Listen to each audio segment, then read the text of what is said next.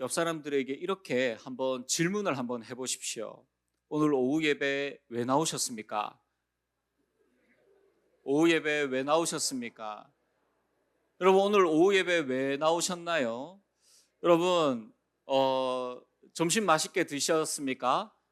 네, 점심 맛있게 먹으셨고 또 이야기도 잘 나누시고 딱 이 시간이 되면 이제 딱 소위 요즘 말하는 혈당 스파이크가 오기에 가장 좋은 시간입니다. 그래서 잠도 쏟아지는 이 시간에 집으로 안 가시고 또 날씨가 좋은데 나들이 안 가시고 여기에서 우리가 예배를 드리는 이유가 무엇입니까? 여러분 주일 오전 예배야 그렇다 치더라도 오후 예배가 있고 또 수요 기도회, 금요 기도회, 새벽 기도 등등 이러한 것들은 여러분 혹시 왜 열심히 하고 계십니까? 여러분 지난주 오전 예배 설교 제목이 혹시 뭔지 아십니까? 뭐였죠? 예배는 전쟁입니다. 다행입니다. 아무도 대답 못 하셨으면 제가 진짜 민망할 뻔했거든요. 네, 지난주에 제가 오전 예배 설교를 듣고 말씀을 듣고 이런 생각을 했습니다. 진짜로 예배는 전쟁이다. 여러분 수많은 것들이 예배의 자리를 지키지 못하도록 우리에게 방해하고 있습니다. 예배의 자리에 앉아서 딴 생각하게 만들고 졸게 만들고 집중하지 못하게 만들죠. 그런데 여러분 문제는 그것으로 끝나는 것이 아닙니다. 우리가 예배를 드려야 하는데 예배를 드리는 우리의 중심과 또한 우리의 시선 역시 자꾸만 자리에는 앉아 있지만 딴 곳을 향하여 딴 곳을 바라보고 있을 경우가 많이 있습니다. 예배를 잘 참석하는 것도 우리에게 중요하지만 그러나 그것이 참석하는 것이 우리의 목적과 목표가 되어서는 안 됩니다. 예배에 빠지지 않고 내가 잘 참석하니까 하나님께서 우리에게 복을 주시겠지라고 우리가 생각을 한다면 우리는 이미 이 예배라는 전쟁의 전쟁터 가운데 너무나도 심각한 오판을 내리고 있는 것이고 또한 사실상 우리는 이 전쟁에서 패배한 것과 마찬가지입니다. 자리를 지키는 것이 목적이 된다면 이것은 흡사 석가탄신일이 다가오고 있습니다. 그렇죠? 길거리에 등이 이렇게 걸리고 있는 것을 봅니다. 여러분 그러한 날에 좋은 자리에 내가 많은 돈을 들여서 등을 달고 복을 빌라고 하는 것과 별반 다를 바가 없다는 것이죠. 성경은 우리에게 예배에 대한 분명한 목적을 제시하고 있습니다. 그리고 그 목표는 우리가 스스로 정하고 우리가 스스로 세우고 도달하여서 만족하는 것이 아니라 하나님께서 이미 말씀을 통하여서 우리에게 주셨습니다. 베드로후서 3장 18절 상반절 말씀을 우리 저 빨간색 부분은 함께 읽도록 하겠습니다. 오직 우리 주 곧 구주 예수 그리스도의 은혜와 그를 아는 지식에서 자라가라. 아멘. 여러분 그리스도인은 성장하는 사람이어야 합니다. 그리고 성장의 목표는 말씀과 같이 우리를 구원하여 주신 예수 그리스도의 그 은혜와 그리고 주님을 아는 지식을 향하여서 자라가는 것입니다. 여러분 신앙은 정지 상태가 되어서는 안 됩니다. 제가 한 달 전쯤부터 새벽 기도가 끝나고 나면 이제 조깅을 하기 시작했습니다. 저희 집이 오양 힐타운인데 거기에서 나와서 이렇게 신라대 쪽으로 오르막길을 이렇게 쭉 올라갑니다. 첫 번째 이 버스 종류소가 있고요. 거기에서 더 올라가서 대운동장 가는 길까지 이렇게 그 오르막길을 천천히 뛰어서 올라갑니다. 여러분 그런데 진짜 죽을 뻔했습니다. 네, 이거 못 뛰겠더라고요. 근데 이제 천천히 그냥 힘들어도 이제 중간에 한 번씩 쉬고 그리고 계속해서 뛰어갑니다. 여러분 다리가 움직이지 않고 숨이 안 쉬어지고 포기하고 싶어집니다. 근데 여러분 멈추지 않는 이유가 뭔지 아십니까? 살 빼야지, 건강해야지, 그리고 맛있는 거 먹으려고 하면 운동해야 돼 라는 진짜 그 목표를 가지고 저는 그곳을 뛰어 올라갑니다.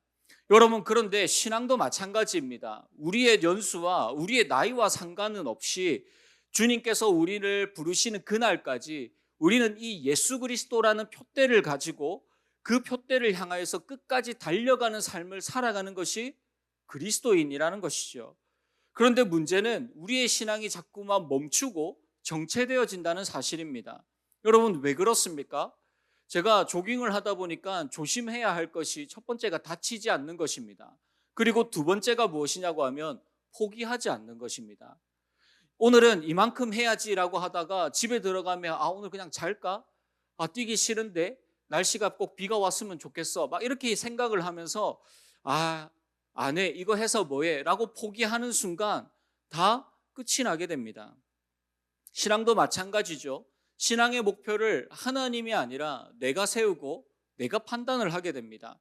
하나님 아버지의 영광보다 나의 만족이 더욱더 이 신앙생활 가운데 우리의 신앙의 여정 가운데 앞서 있습니다. 그래서 성장에 문제가 생깁니다. 예배를 몇 번 참석했는지, 어떠한 예배를 참석했는지를 우리는 신앙의 성장이라고 자꾸만 착각하면서 살아갑니다. 감동받은 경험들이 있으면 그것을 신앙의 성숙이라고 착각하면서 살아가고 있다는 것이죠. 여러분, 신앙은 경험이 아닙니다. 삶이 말씀으로 조금씩 변화되어지는 것, 그리고 성숙으로 하나님의 말씀 가운데서 성숙함으로 채워져 나가는 것이 하나님께서 원하시는 신앙의 모습이라는 것이죠. 빌립보서 3장 12절 말씀을 보시면 이렇게 이야기를 합니다. 내가 이미 얻었다 함도 아니요 온전히 이루었다 함도 아니라 오직 내가 그리스도 예수께 잡힌 바 된 그것을 잡으려고 달려가노라. 여러분, 우리는 완벽한 사람이 아닙니다. 우리는 신앙의 성숙과 성장에 도달한 사람도 아닙니다. 우리는 항상 그리고 여전히 지금에 만족하지 아니하고 예수 그리스도를 향하여 예수 그리스도를 붙잡으려고 달려가는 자가 되어야 한다라고 바울이 우리에게 가르치고 있는 것입니다. 여러분, 오늘 본문 8절 하반절 말씀을 보시면 이렇게 말씀하고 있습니다. 너희는 내 제자가 되리라. 여러분, 제자가 무엇입니까? 당시의 스승과 제자의 관계 속에서 제자는 스승과 함께 먹고 자고 마시고 배우면서 이 스승의 삶을 함께 살아갔던 자가 제자입니다. 단순히 가르침만을 배우는 것이 아니라 스승의 가치관과 그리고 스승이 살아갔던 그 삶을 그대로 배우고 그대로 살아냈던 사람이 바로 제자였습니다. 예수님의 제자는 예배를 많이 드리는 사람이 아니라 예수님의 인격을, 예수님의 삶을 배워가고 살아가는 사람이 예수 그리스도의 참된 제자라는 것이죠. 여러분, 그렇다면 우리는 어떻게 이러한 신앙의 열매를 맺을 수가 있습니까? 본문은 우리에게 오늘 두 가지 열매 맺는 방법을 알려주고 있습니다. 첫 번째는 연합입니다.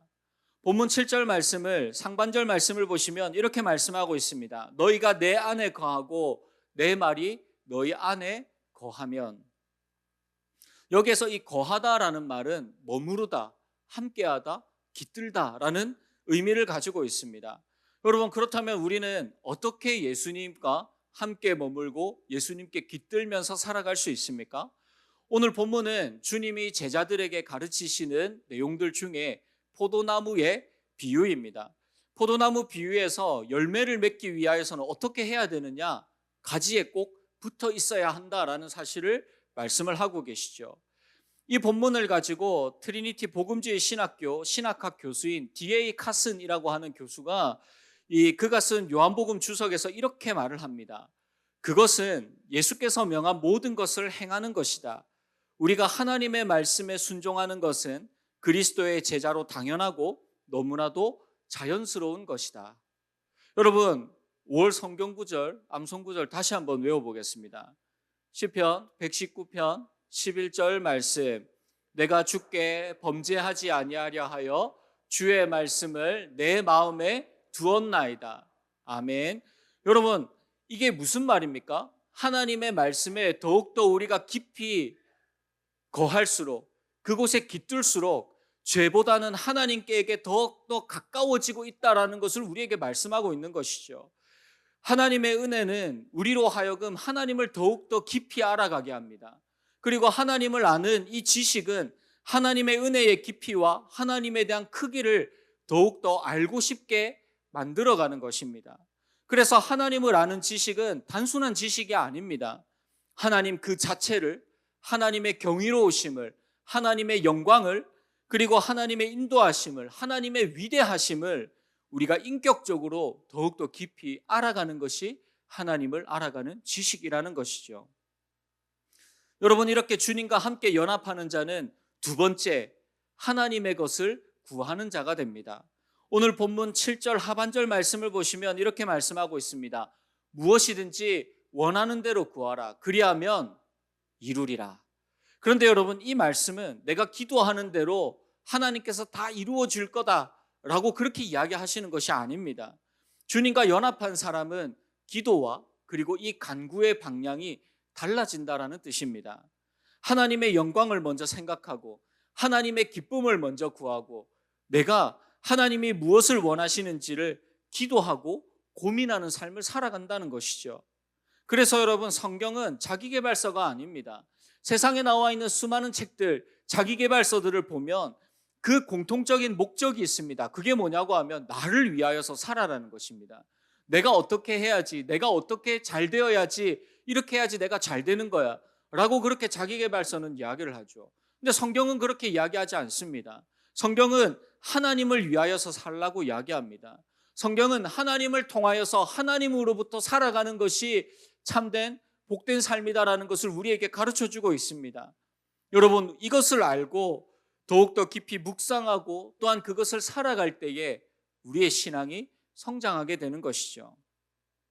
여러분, 신앙의 성장을 이루어가고 계십니까? 여러분, 오늘 설교 제목이 무엇입니까? 무럭무럭 자라나요입니다. 유치하죠? 네, 지난주에 했었어야 되는데 어린이날을 맞이하여서. 그런데 여러분, 제목이 유치하지만 정말로 우리에게 이게 필요한 말씀 아닙니까? 여러분, 하나님의 말씀 안에서 우리는 무럭무럭 쑥쑥 우리의 신앙이 자라나야 합니다. 여러분, 나의 만족과 그리고 유익과 성공을 위한 성장은 우리는 애를 쓰면서 합니다. 그것을 이루기 위하여서 실패를 두려워하지 않습니다. 그리고 내가 원하는 만큼 성장하지 못하면 너무나도 마음이 힘들어하고 속상해합니다.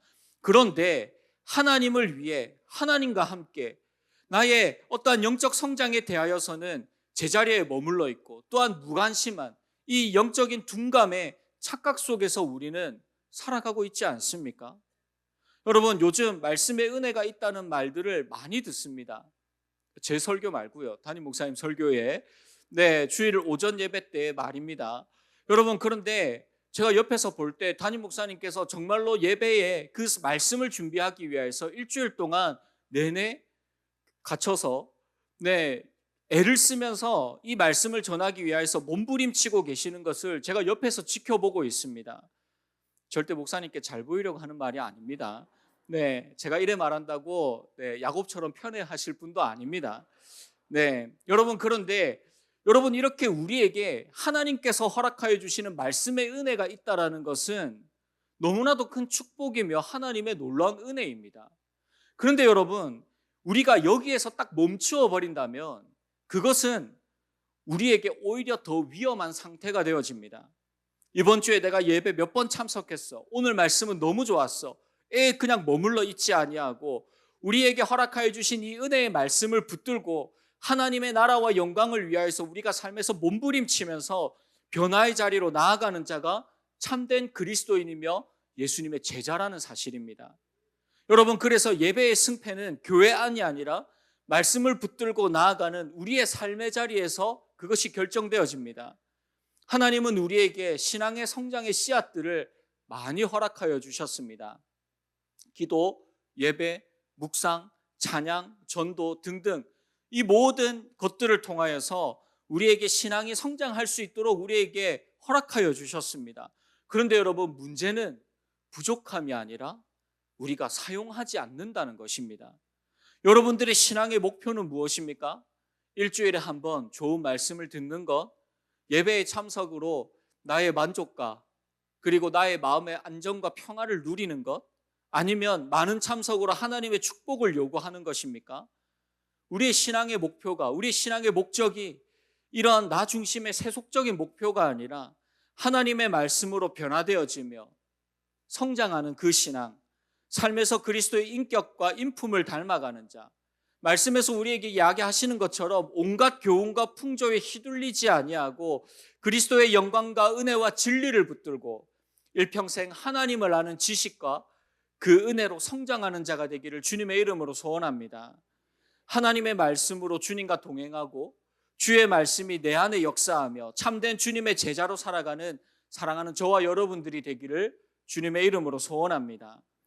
말씀을 정리하겠습니다. 여러분 오늘 본문 8절 말씀을 보시면 8절에서 이렇게 말씀하고 있습니다.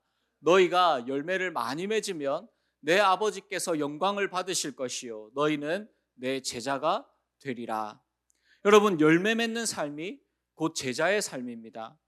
우리의 신앙의 목표는 언제나 항상 매번 매 순간 예수 그리스도여야 합니다.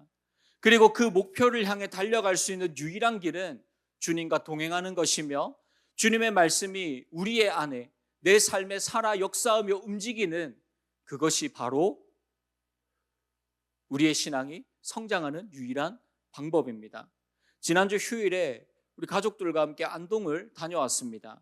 도산서원에 갔는데 태계 이황 선생이 남긴 그 글귀에서 이러한 글귀를 발견하였습니다. 몰라서 실천하지 못하는 것은 그 사람의 죄가 아니다. 진리가 가까이 있는데도 사람들은 알지 못한다. 알면서 실천하지 않는 것은 참된 삶이 아니다. 여러분, 말씀을 하나님께서 우리에게 매일매일 매주 허락하여 주신 이 말씀을 우리가 알지만 그 말씀을 붙들고 실천하지 못하는 우리의 모습을 다시 한번 돌아보게 하죠. 신앙은 노력으로, 시간으로, 예배의 양으로 자라는 것이 아닙니다. 주님과 연결되어질 때에 주님의 인격을 우리가 닮아갈 수 있고 예수 그리스도의 은혜와 그를 아는 지식에 우리는 자라갈 수 있는 것입니다. 신앙의 목표가 횟수 또 감동의 경험이 아니라 예수 그리스도를 닮아가는 것, 그분 안에 거하며 또한 그분의 말씀이 내 안에 살아 움직이도록 살아가는 것, 그것이 참된 신앙 성장의 목표가 되어야 할 것입니다.